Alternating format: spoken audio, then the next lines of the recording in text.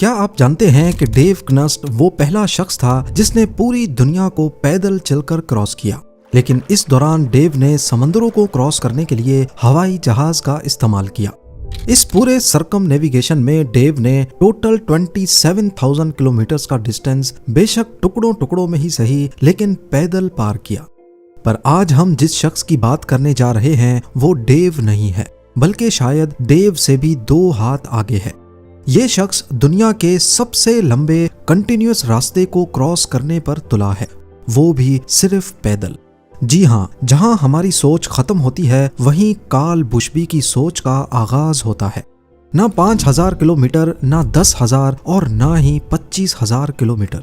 इन्होंने इस सफर पर हैरत अंगेज तौर पर अभी तक 47,000 किलोमीटर का सफर सिर्फ अपने पैरों पर तय किया है। और हैरानी की बात, आज भी इनका सफर खत्म नहीं हुआ। 25 कंट्रीज, 6 डेजर्ट्स, 7 माउंटेन रेंजेस और 27 ईयर्स का वक्त, पर मकसद सिर्फ एक, पूरी दुनिया का पैदल चक्कर लगाना, और वो भी बिना किसी सपोर्ट के। लेकिन आखिर कैसे? ज़ेम टीवी की वीडियोस में एक बार फिर से खुशामदीद। नाजरीन, इंग्लैंड से ताल्लुक रखने वाले एक एक्स पैरा ट्रूपर कार्ल बुशबी, जिन्होंने दुनिया के सबसे लंबे रास्ते को पैदल क्रॉस करने का खतरनाक इरादा किया। 1 नवंबर 1998 को उन्होंने सिर्फ $500 जेब में रखे और चिली की सदर्न टिप पर वाक़े पुंटा अरीनाज शहर से अपना सफर शुरू किया। इस मिशन को कार्ल ने नाम दिया गुलायत एक्सपीडिशन। ये एक ऐसे मिशन का आगाज कर चुके थे जिसमें उनको पूरे अमेरिकन कॉन्टिनेंट को क्रॉस करके रशिया जाना था, फिर वहां से एशिया और फिर इंग्लैंड में अपने होम टाउन में आकर अपना सफर खत्म करना था। ये टोटल डिस्टेंस 58,000 किलोमीटर बनता है। कार्ल के अंदाजे के मुताबिक अगर वो दिन में 19 किलोमीटर भी चलेंगे तो वो ये सफर आसानी से 8 सालों में तय कर लेंगे।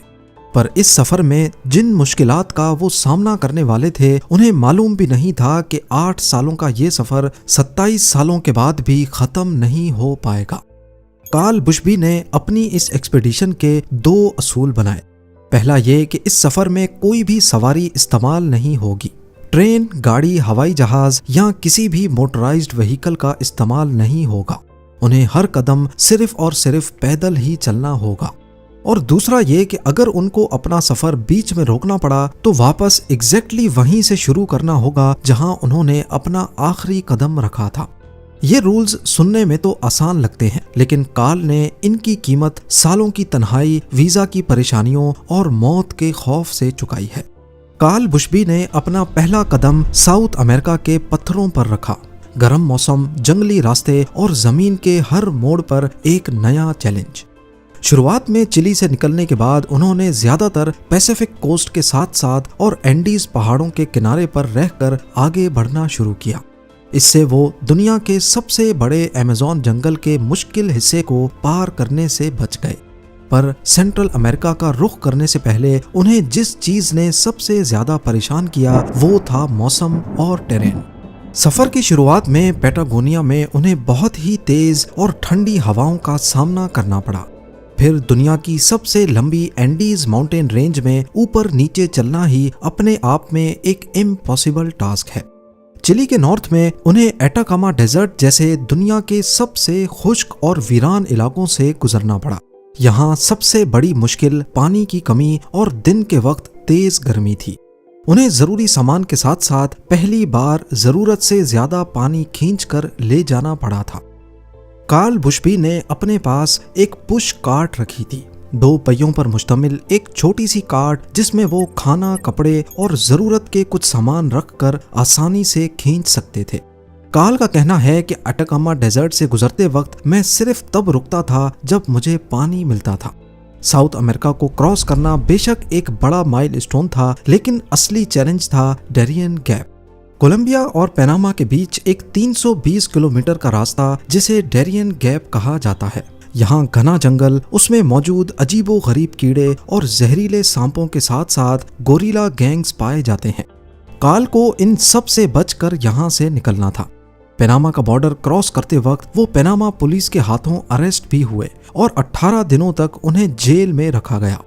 लेकिन वजाहत के बाद जब वो रिहा हुए तो रूल के मुताबिक उन्होंने वापस अपना सफर वहीं से शुरू किया जहां से छोड़ा था। सेंट्रल अमेरिका को क्रॉस करना भी अपने आप में एक बड़ा चैलेंज था। यहाँ छोटे छोटे मुल्कों का एक बड़ा सिलसिला है। हर मुल्क में एंट्री और एग्जिट में वीजा के मसलों की वजह से उन्हें बॉर्डर पर काफी वक्त लग जाता। 2002 तक कार्ल सेंट्रल अमेरिका क्रॉस कर चुके थे। फिर वो यूएस में एंटर हुए, जहां कभी लंबे हाईवेज पर ट्रैफिक से बचकर पैदल चलना पड़ता तो कभी सोनोरन डेजर्ट की तेज गर्मी का मुकाबला करना पड़ता। यहाँ का मौसम चिली के एटाकामा डेजर्ट से भी ज्यादा गर्म था।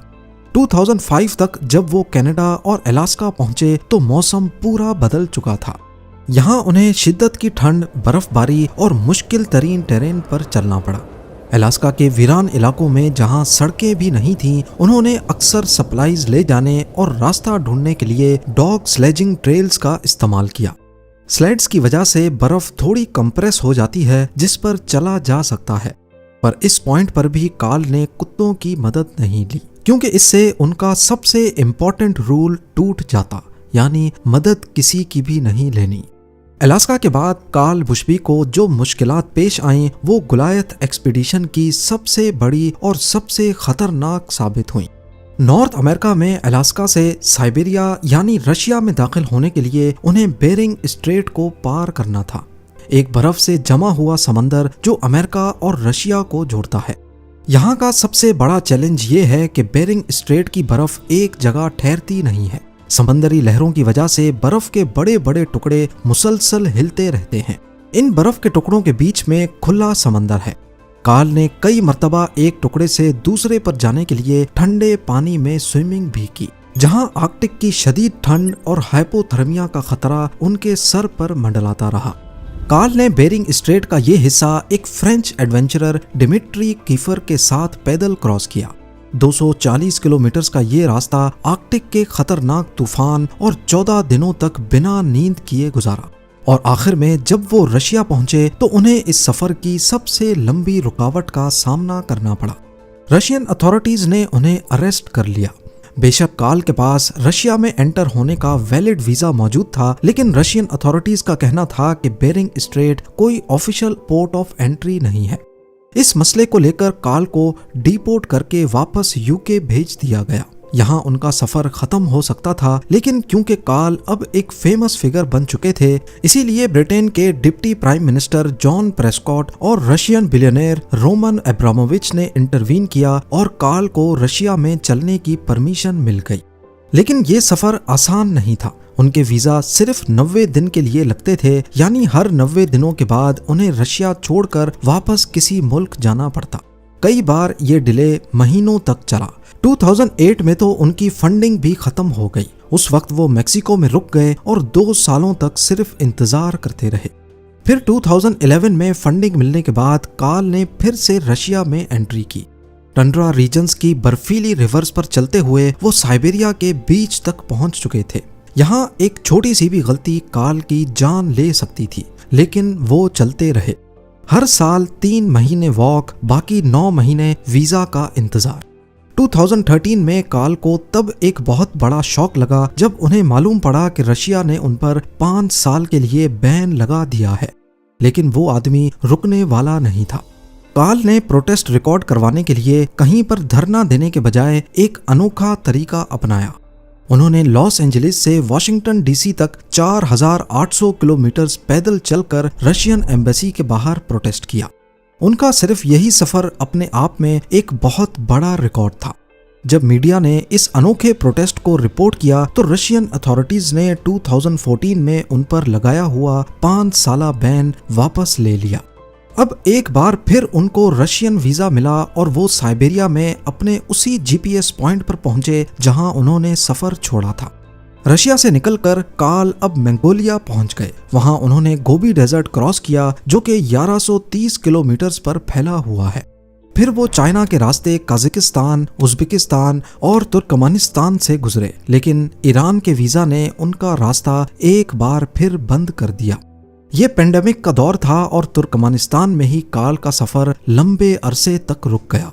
जब ईरान का वीजा फिर भी नहीं लगा तो 2022 में कार्ल ने एक जानलेवा प्लान बनाया।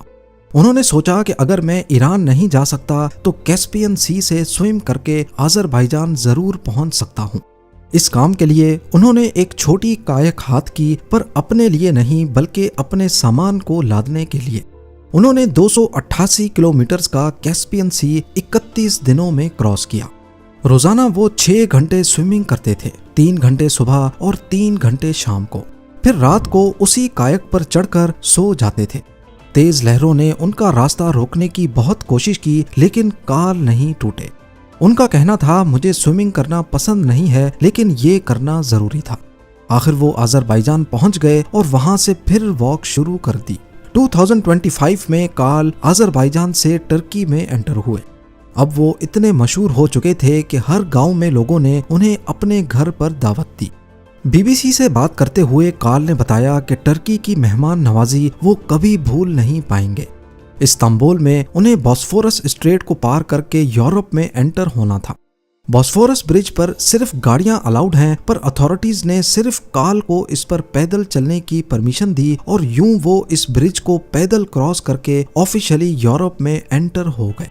इस मौके पर उनका कहना था कि मैं जब निकला था यूके में टोनी ब्लेयर प्राइम मिनिस्टर थे, अब ब्रिटेन में 5 नए प्राइम मिनिस्टर्स आ चुके हैं।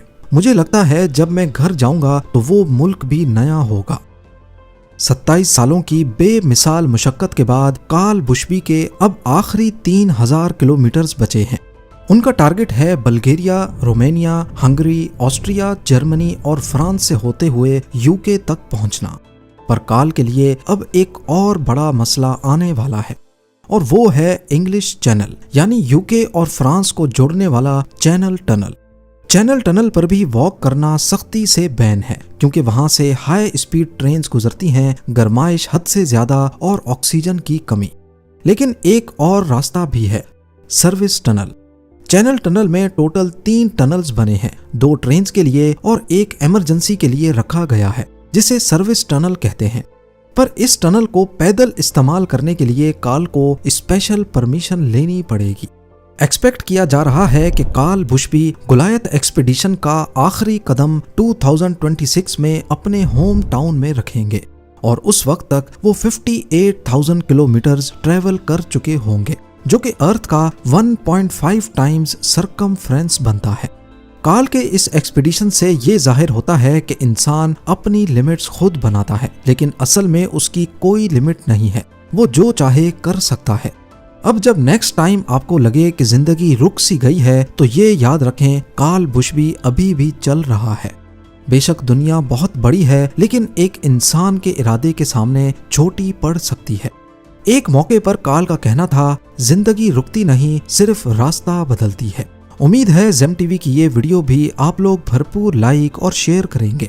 आप लोगों के प्यार भरे कमेंट्स का बेहद शुक्रिया। मिलते हैं अगली शानदार वीडियो में।